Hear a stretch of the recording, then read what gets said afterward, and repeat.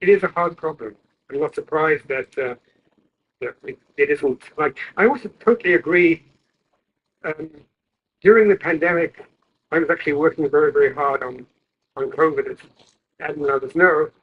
And I had collaborators, and what I really lacked was standing around a whiteboard. And I kept on trying to use digital whiteboards, and then suddenly the time lag. If you have a collaborator in California, Europe, and China, it's impossible to find a time over there. So there are really fundamental problems of this sort of global collaboration. But I think that the real answer is a mixture. And we use online what online is good for.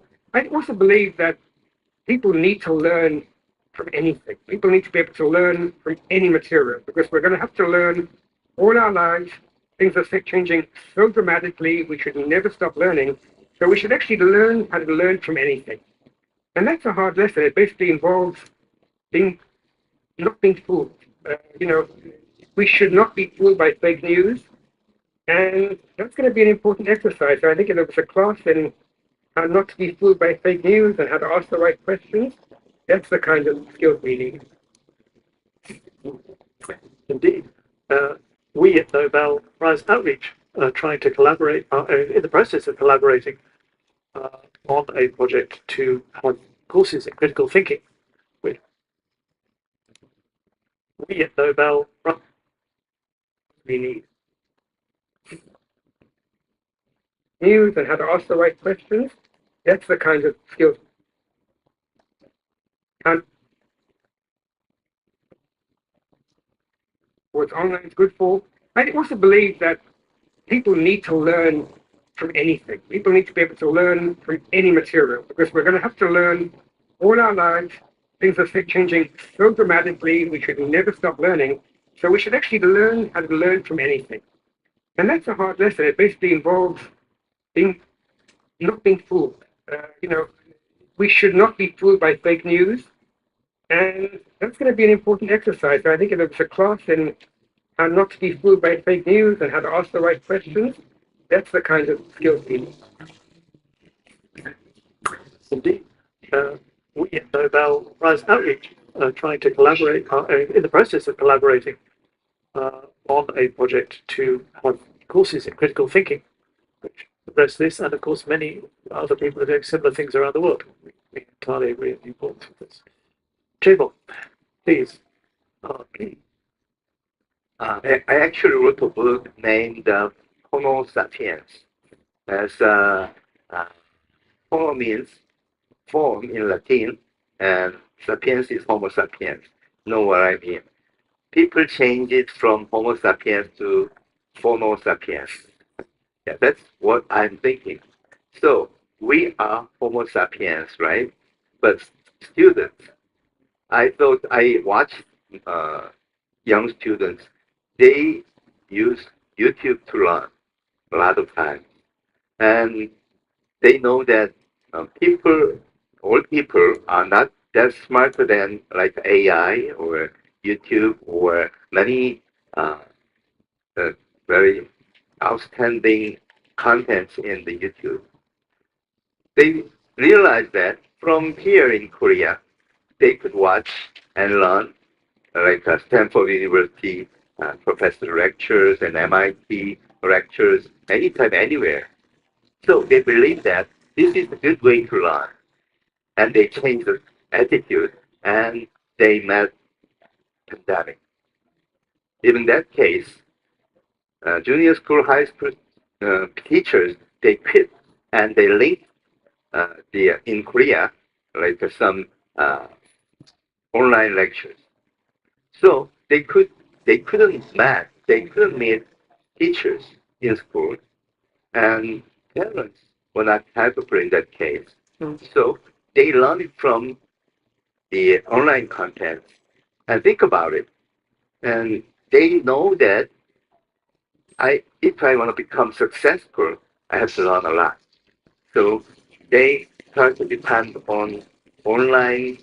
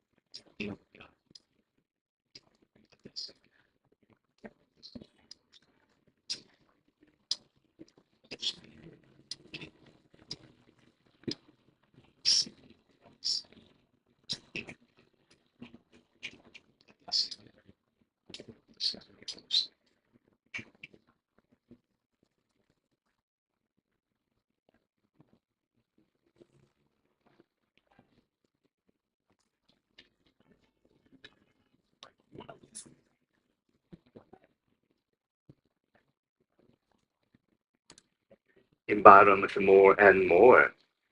People are evolving, right? Yeah. So they have different window from us. So I think because the education is for them, so we have to see from their window what's going to happen to next 10 years, 5 years, not to think back to old days. So that's what I think we have to do first. Thank you. Yes, but was listening. I mean, I was wondering how much we have to avoid being top down here, and that there is a new generation who are so savvy with these tools, and certainly the young people I talk to seem to think that they know how to educate themselves. They may not do so, but there's a certain confidence about that. Does that worry you, Liz? I think we can say that our students are naturally better at certain digital tools. Um, I think is a bit dangerous. I don't think so. I think they're born into it. I think it exists, and especially if we use a term like digital natives. I think it's a misnomer. I think if we are natives of any nation, we would teach them the laws and what to do and what not to do. But I think when the children have this access that are given to them for adults to assume they know what to do with them, they're really talented. What we see in the schools is that they might know certain things, but they definitely need someone with some wisdom to have conversations with them and facilitate what it is that they're doing with what is in their hands. I think to assume they know so much better than us, yes, with some things, but we need that conversation of what to do with what is in their hands. And I think that's the learning that needs to take place. And that conversation needs to be, so that leads into my argument that teachers are incredibly important. And teachers need to listen to the students and sit next to them. And that's what assessment means, not just give them a piece of paper and test. But sit next to them and see what they know, see what they can learn. And I don't mean just the student from the adult, I mean the adult from the student as well. And put them together, and that should be what learning looks like. And I think it's a very dangerous thing to assume that our students know what to do in the digital age, because what I've seen, they actually don't know that. Thank you. I'd like comments on that, please, Anna. Yeah, I think we need to get some disagreement on the panels, but respectfully disagree. I think in most schools and colleges, it's us older people, older professors that are creating how students should learn. I'll tell you a story. At MIT,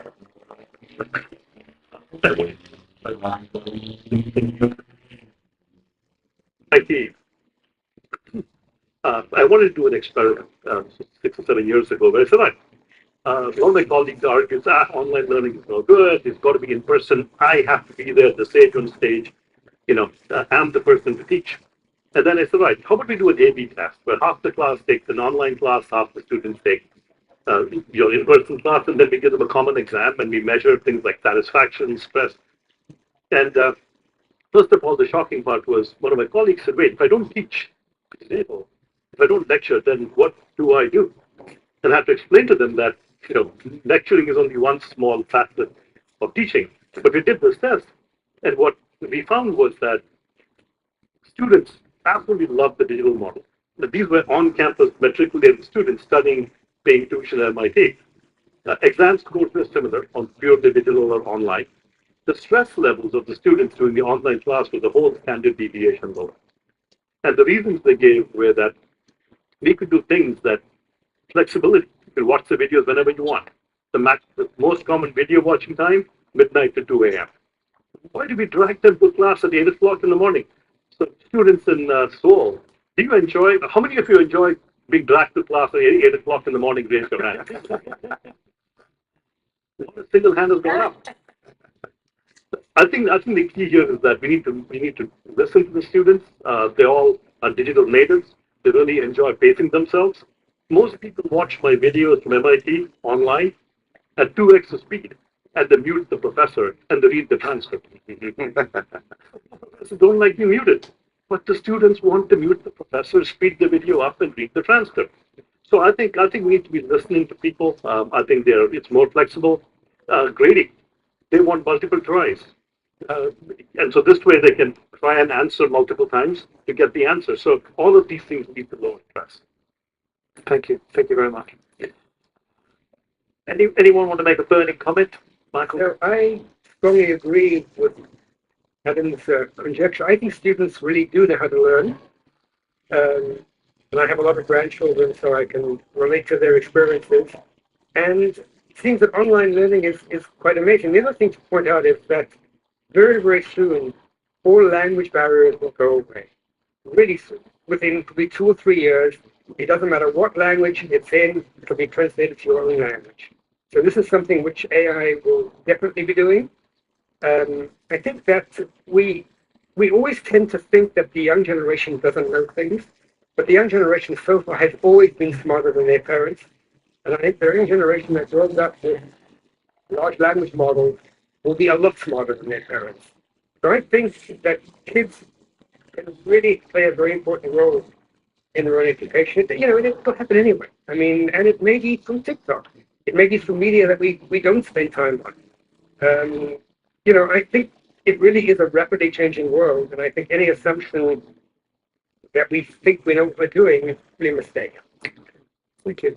And I think we might have a potential argument breaking out in the panel here, which is good, or at least a disagreement. What I'd like to do is for us to talk about this quietly on the panel for a couple of minutes, and I'd like you perhaps to talk to each other. Now you can, so we're just going to raise the lights for 2 minutes, and if you want to, you could turn to your neighbour and tell them your best or worst experience of online learning so far. In the context of the discussion we're having, it would be very nice to share with you that dialogue is all about talking to each other, so now's your chance. So we'll give you 2 minutes together to do it. That's 1 minute to talk to your neighbour and 1 minute for your neighbour to talk to you. If you don't want to do it, it's fine. It's 2 minutes to check your phone. Feel free. But anyway, lights go up, microphones go down on here. See you in 2 minutes' time. Please talk to each other. So, but there's a difference.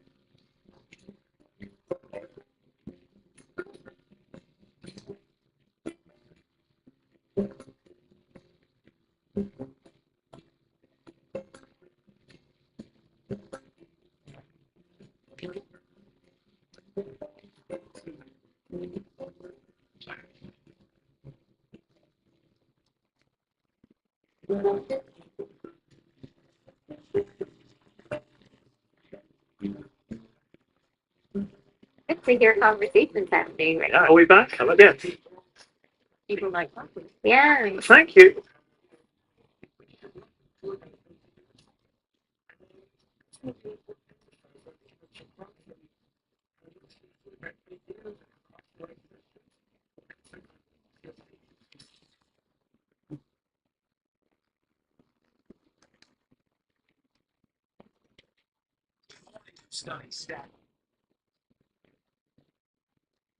It was lovely to hear the bubble of your conversations, and please do continue over coffee. Let me have the coffee break. Thank you.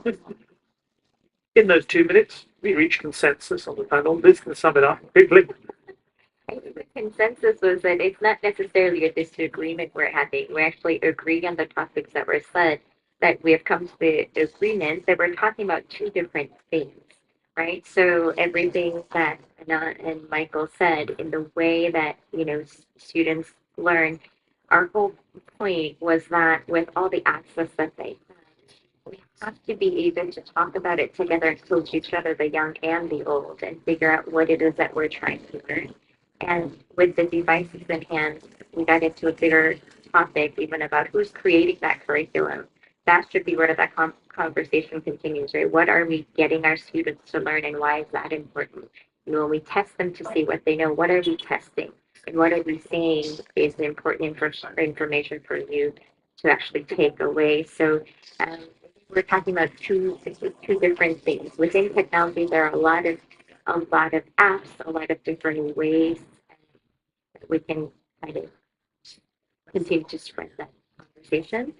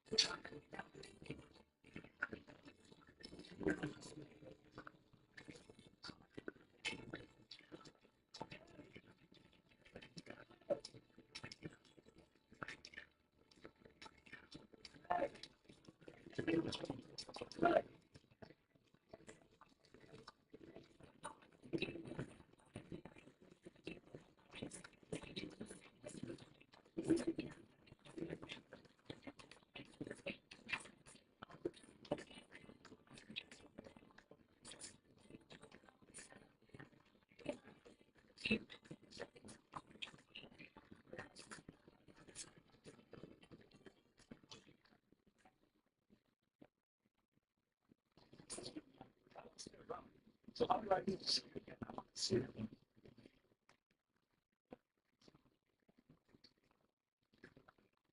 know what I want. So I have sometimes talking, drinking Savannah, Stephanie. So how am I?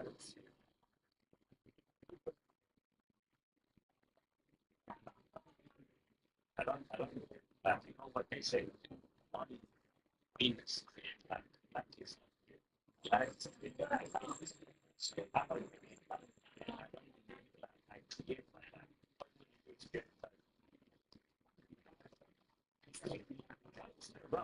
So how do I see it again? I want to see it.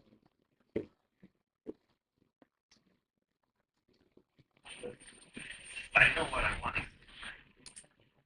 So I have sometimes talking, drinking Savannah,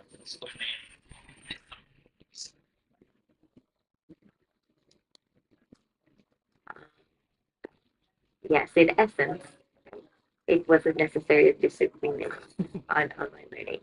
Thanks. Thanks very much. Indeed. Jacob, you were talking, we were chatting earlier about this young generation of super entrepreneurs, Yeah. CEOs, and how they network. Can you just talk about that as we lead into the conversation on AI? Yeah. A short time. Actually, the students, they need a role model. I want to become that kind of guy, right? And the most famous guy in the United States is, yeah, definitely Elon Musk. No, the second Elon Musk is, his name is Austin Russell. He was born in 1995. He's 28 years old. He founded the company at the age of 15, no, 17 in high school. And he was very much interested in science, technology, coding, etc. And he founded the company in his dad's garage. The name of garage was Applied Science and Technology Lab. So his father coached him a lot, and he learned a lot from the digital environment. He attended the course from MIT, Stanford, California, everywhere. And he founded it, and he went to Stanford University, and he stayed there for 3 months and quit it because the it was money. So now he's a millionaire. He a billionaire at the age of 24. And what he was, I hold on, he takes the human using that's every focus that again. Because the example is you can through the most people like that. science for people, I suppose it's a question very good. Don't look at any TV or newspaper. The community wants science, and like only 10 years old, I'm looking out and he really makes to feel it. And what is they like a weekends and also this right? So because how they become so smart? That's great, right? It's from everywhere. So what I say is, as others said, it's not poor go to school and give them laptop and do something. It's not working. Yeah, we have to make education content to adapt them in their viewpoint and introduce some people like that. Like the science and technology, there are so many students who want to be an academic star, like the host said. He's an entrepreneur, but I want to be like the Nobel Prize, yeah, professor or researcher someday. And what's content for them? Okay, that's what I want to say. So we have to do some, to develop some good educational content for them. Thank you. Yeah. So, Michael, as one of the role models just mentioned,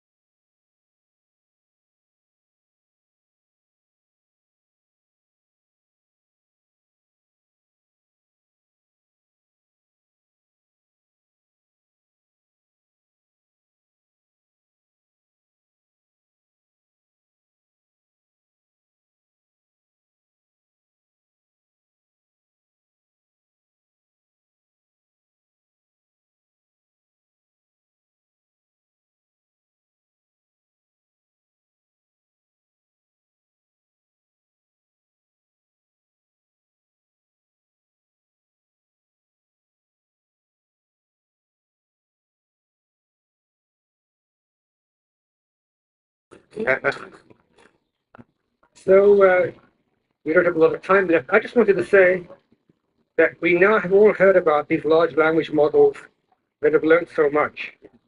And I actually think if we look at how they learn at the machine, we might be able to understand better about how we should learn as humans. At the same time, but in fact, much the term is fake it till you make it. So essentially, you have two students. Let's imagine Adam and I are co-ignorant for Korean. But we're both Korean, and Adam is trying to fake it by giving me sentences in Korean to let it get a bit like a game. And I'm trying to say, no, that isn't real Korean. This is real Korean. And if we do this, and when I get it right, I get a point. And when he gets it, he manages to fool me, he gets a point. This method is incredibly powerful. It is how computers draw art. It is how computers fold proteins. It is how computers translate languages. It's how computers do almost everything that they do. The advantage is that there's a symmetry. It's not like I'm really scared of Adam because he's a teacher or he's the faker. It's a game. And we both learn together. And I think that this could be really used very much in education. I think it's a big way from here. The teachers in these large language models are also human beings who give them stories, what they've learned, how good they are at generalization and things like that. But I think it seems to be an amazingly good way to learn something where you try to fake it and somebody tries to stop you faking it. The discriminator stops me faking, I'm the generator. So this model is really worth learning about. I think teachers should be studying it. But I do think it has been amazingly successful at teaching, if you like, a really stupid block of metal to become as smart as a human being.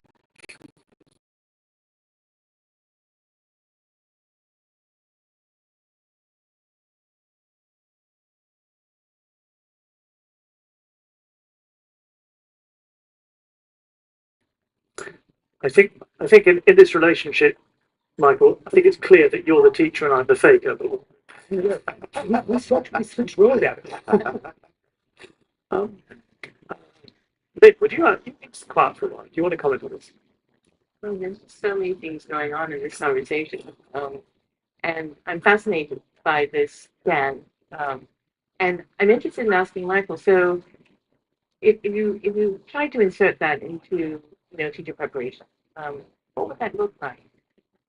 I think I would, as a teacher, firstly play with it. I think I met a lot of teachers who have asked me about, say, ChatGPT. And I would say you should be spending 2 hours a day on ChatGPT, just asking it stupid questions. Asking how, you can fix the fight with your kids or your anything, because it just is an amazing experience. And like anything smart, you have to spend time on it. I think a lot of these questions, my answer has to be, I don't know. But I think we are all going to become much smarter in the next few years, and we have answers to these questions. But I do think my wife actually spent 30 years teaching education at the University of Tel Aviv, and she was telling me that self-analysis is really important. You shouldn't write an essay. You should write a diary about how you write an essay, and then this is what you look at. You shouldn't read. You should actually write a diary about how you read and how you're distracted. So I think more self-observation is a very important. But I think teachers can be really important in giving these perspectives, these vistas. I mean, one trouble with the internet is there's everything out there. Where do you start? And I think, putting students in the right direction could be very, very powerful. And I think letting them, do the hard work for you, let them grade each other. I think that you need to be a supervisor. Whereas a lot of teaching, and often people say, I learn most, often lecturers who make a new class say, I learned most from preparing the course. Because you do learn a huge amount from trying to teach. But that should be used at the level of the students as well.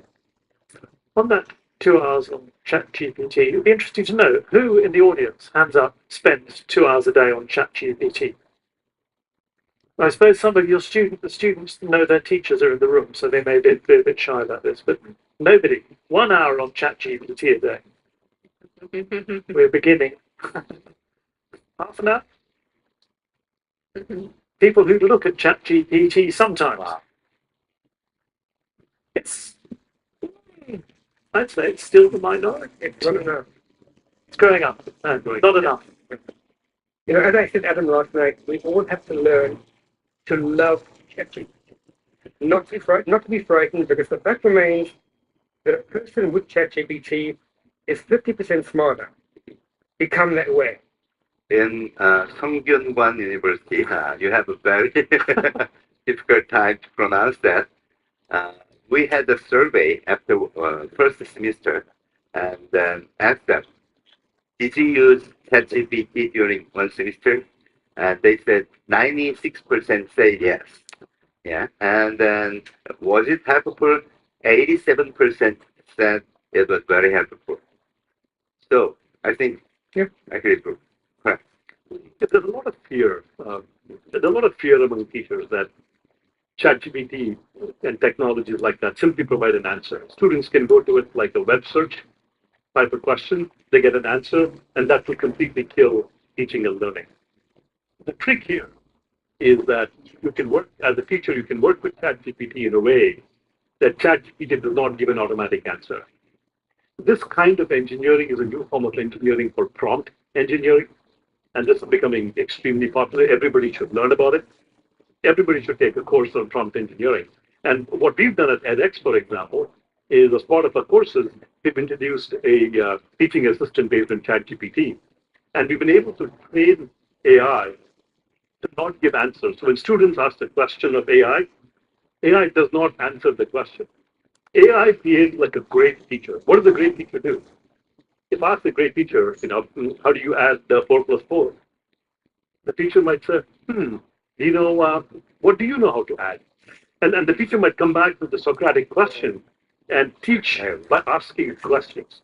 That's a Socratic method and goes back to your adversarial networks. What you've done is you can train ChatGPT and AI to teach by asking questions. And so this way students can actually learn better. So I would encourage all teachers here to actually try those techniques. And you can actually train ChatGPT to actually help students like a great teacher would, and not just regurgitate answers. Thank you. Well, brilliantly, you finished things off at the end of our time by bringing things back to the importance of teachers, whether they're generative or actual. So, thank you very much to all of you for the discussion.